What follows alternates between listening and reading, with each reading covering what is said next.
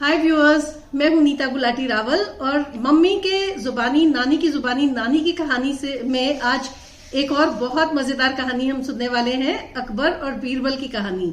अकबर बीरबल की कहानियां आप सभी ने बहुत सारी सुनी होंगी, लेकिन ये कहानी थोड़ी सी डिफरेंट है, अनोखी है।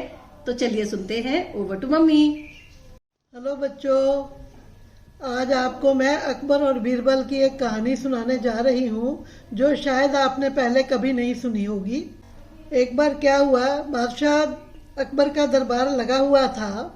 उसमें एक आदमी आया और उसको बादशाह ने कहा, कहने लगे कि भाई तुम जा कर के ना बुझा हुआ चूना जो पान में लगता है वो चूना ले आओ एक सेर।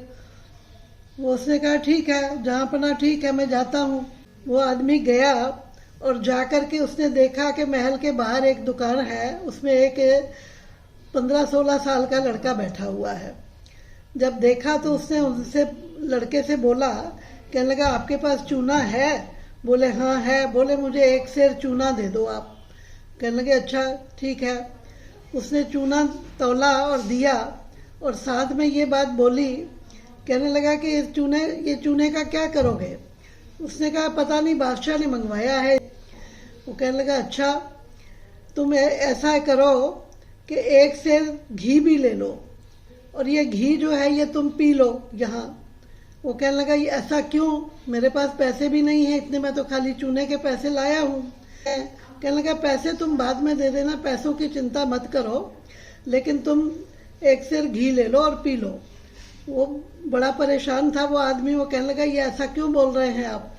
उसने कहा मैं इसलिए बोल रहा हूँ कि तुम ये बताओ मुझे कि बादशाह का पान तुम लगाते हो, बादशाह को पान तुम लगा के देते हो?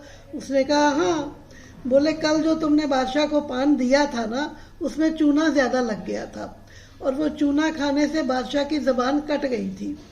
वो इसलिए ये चूना जो तुम लेके जाओगे वो बादशाह तुमको अपने सामने बिठा के खिलाएंगे और चूना खाने से तुम्हारी अंतड़ियां जो हैं वो बिल्कुल खत्म हो जाएंगी, तो फट जाएंगी वो चूने से।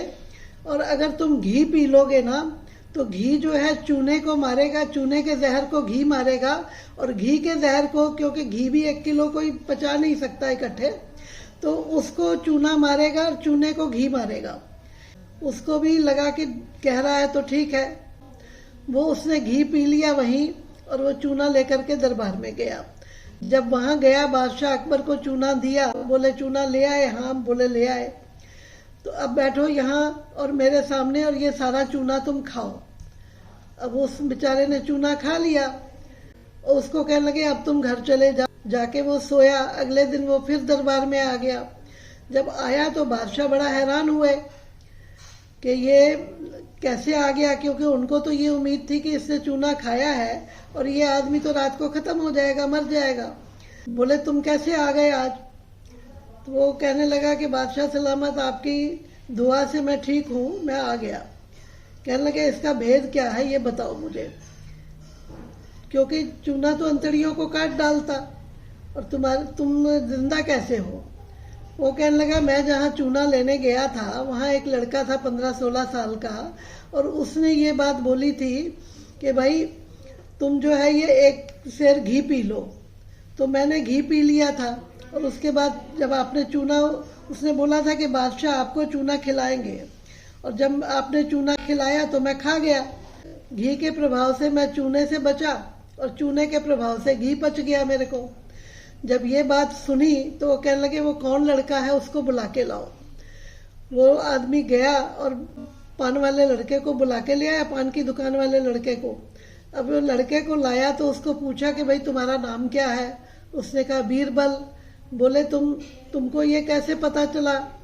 कहने लगा मैं समझ गया कि इसने आपके पान में चूना ज्यादा लगा दिया है और ये आप चूना जो है इतना चूना क्या करते, नहीं तो आप इसको खिलाएंगे। और मेरी समझ में ये बात आ गई तो मैंने इसको ये सलाह दी कि तुम घी पी लो और घी पीने से तुम बच जाओगे।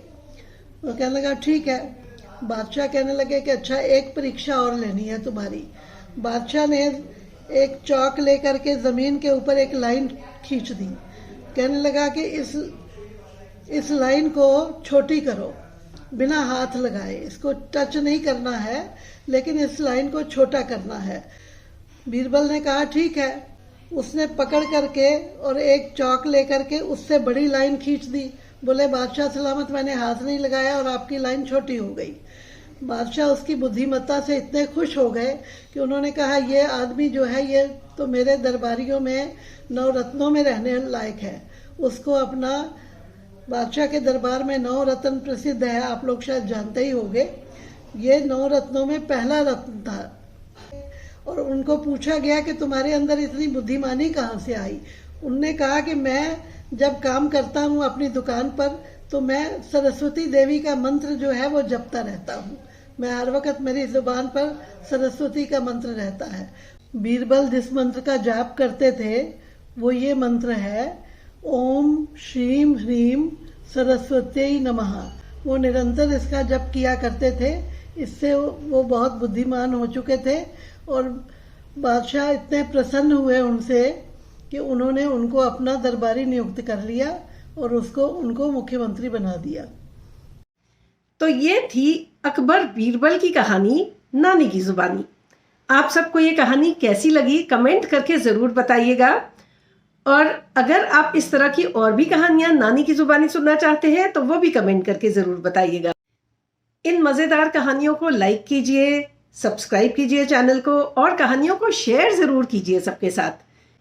और भी बच्चे सुनेंगे और भी लोग सुनेंगे, सबको मज़ा आएगा जैसे हम सबको आ रहा है ना। हमें तो बचपन में बहुत मज़ा आता था और अब जब मम्मी ने दोबारा सुनाई तब भी उतना ही मज़ा आया सुन के। Have a nice day, bye.